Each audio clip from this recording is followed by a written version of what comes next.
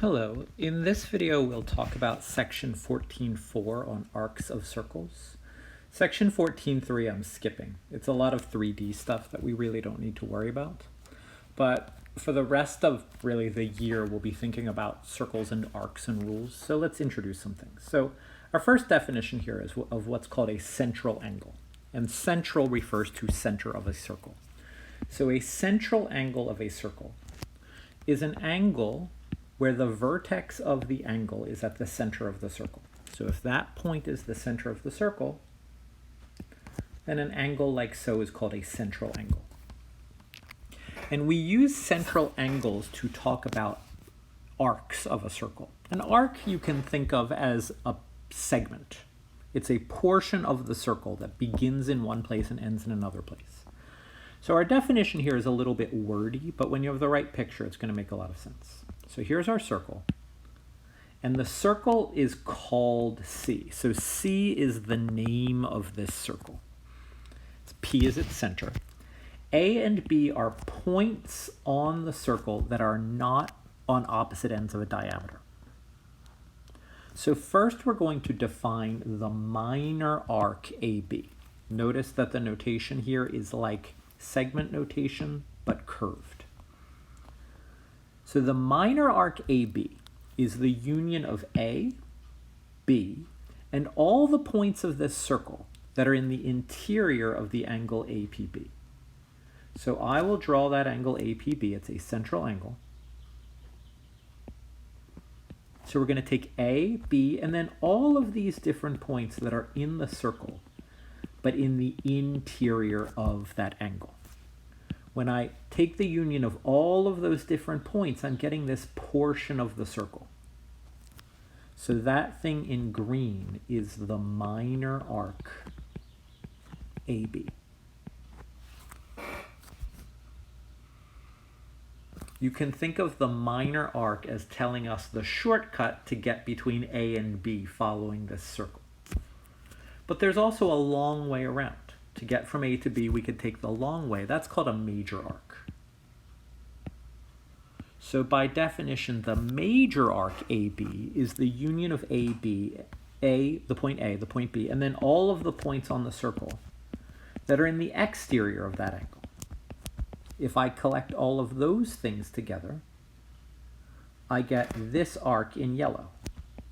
You can think of it as the portion of the circle that begins at A and ends at B, but takes the long path. That's the major arc AB. So the notation is the same, but we will use the phrase major arc or minor arc to indicate which one we want. Do we want the shortcut or do we want the long way?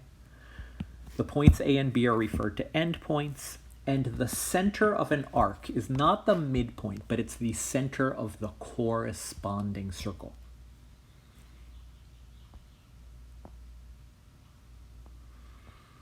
Now, just to extend this notion of an arc, if I have a diameter, right, we ruled out a diameter in our previous example,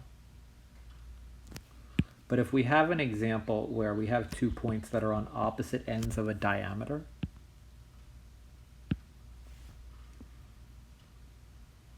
then the stuff on the circle on either side of that line would be referred to as a semicircle. And there would actually be 2 semicircles, so the notation gets a little weird. This is a semicircle, AB, and if that's a kind of arc, a semicircle is a kind of arc. And this is also a semicircle, AB. In context, hopefully we would know which one we're talking about. But like major arcs and minor arcs, a semicircle begins at one place, ends at another. It's just that a semicircle is exactly half a circle. A major arc is more than half the circle. A minor arc is less than half the circle. A semicircle is literally half the circle.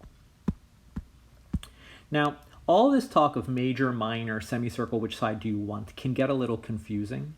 So often we're going to make things simpler by mentioning an intermediate point.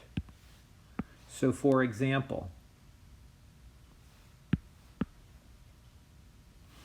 if I have this circle and say, here is A and here is B.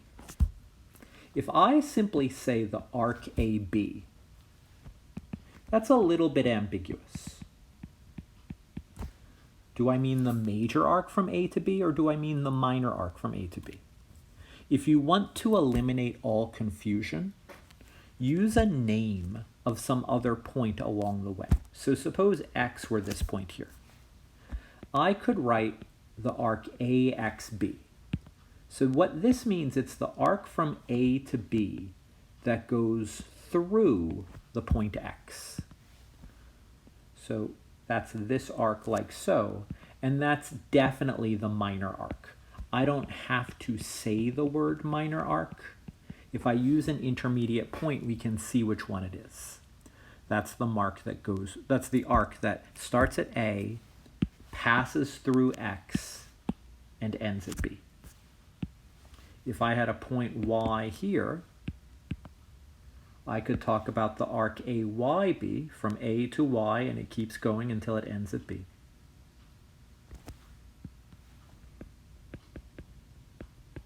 That would be the major arc AB. So often, if we want to avoid any kind of ambiguity, we use 3 letters in naming an arc. What I will tell you is usually if I just use 2 letters, I probably mean the minor arc. That should be your guess if you're not 100% sure.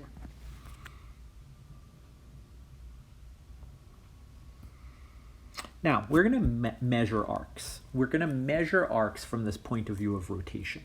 We'll think that a full circle is 360 degrees of rotation, so any arc corresponds to some smaller amount. So I'm going to draw a picture here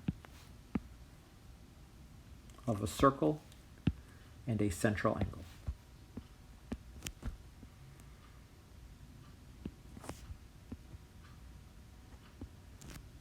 Let's say this is A, this is B. And just for specificity, let's say that this central angle here has a measure of x degrees.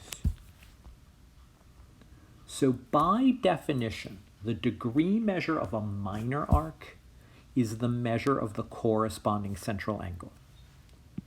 We can think, imagine this is 50 degrees, right? 50 degrees out of a possible 360 full rotation. 360 is full rotation, we only have 50. Well, you could think it's the same thing along the edge, 360 degrees all the way around the circle, but we're only doing 50 of them. So we would say, and here I'll add a point just so it's crystal clear that I mean the minor arc. The measure, we use m just as before for angles, of the arc AXB would be x. And here, I know this is maybe a little confusing. This is capital X, and this number is lowercase x. How do we measure a major arc? Well, you would think it's everything else. If I have 50 degrees here, how much is left? Well, 360 minus 50 would be 310. So the measure of the major arc would just be 360 minus what's there, right? There's a certain amount inside the angle, there's a certain amount outside the angle, they add up to 360. And then just a semicircle, degree measure of a semicircle is 180, right? Exactly 1/2 of 360. Now, what I want to warn you is that degree measure is not length. And I didn't put this in the notes originally, but let me just write out a little note once my iPad starts responding. So just a warning. Arc measure, sometimes we'll say degree arc measure, I'll just say arc measure, is not length. So for example, if I were to draw these 2 circles,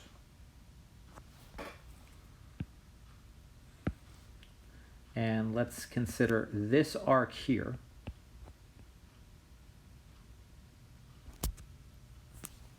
versus this arc here.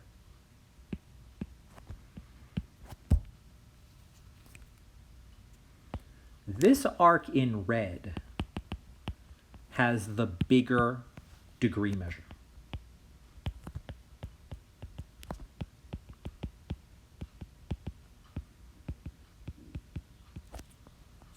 Just for specificity, let's suppose that this is a 90-degree angle.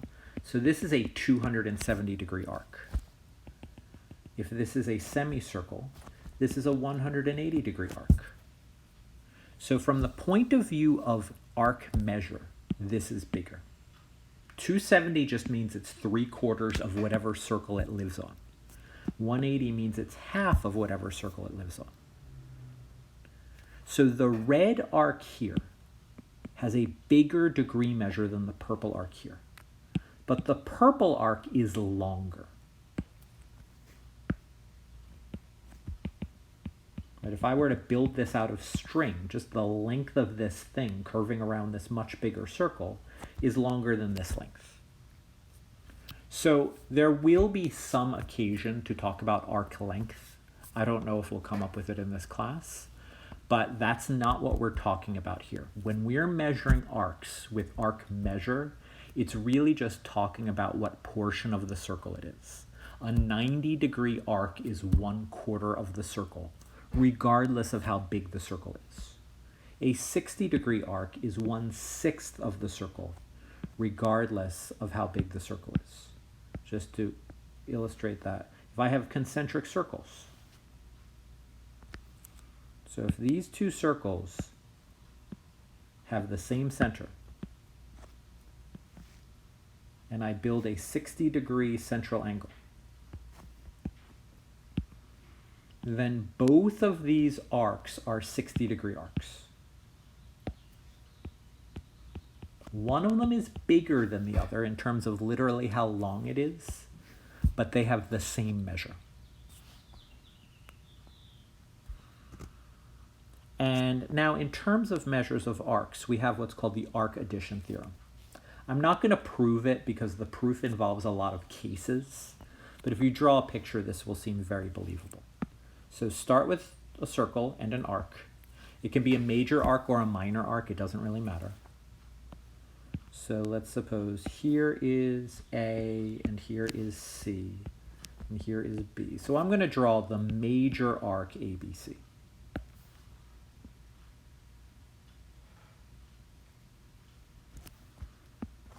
So what it says is that major arc, the measure of that major arc, or any arc, it doesn't matter if it's major or minor, but the measure of the arc ABC is the same as the measure of the arc AB.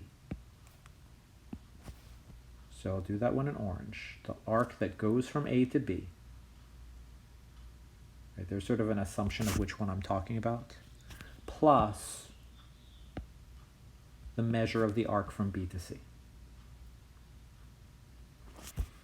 The proof here is kind of a version of angle addition postulate. If you draw in central angles, there's a little bit of extra work sometimes. But hopefully this seems very believable. The amount of rotation in that blue arc is the amount of rotation in the orange arc plus the amount of rotation in the green arc.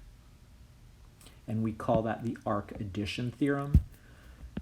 It's just another version of this idea that a whole is the sum of the parts. That's true for distances, if we have betweenness. That's true for angle measures, and it's true for arc measures. Okay, that's the end of this section.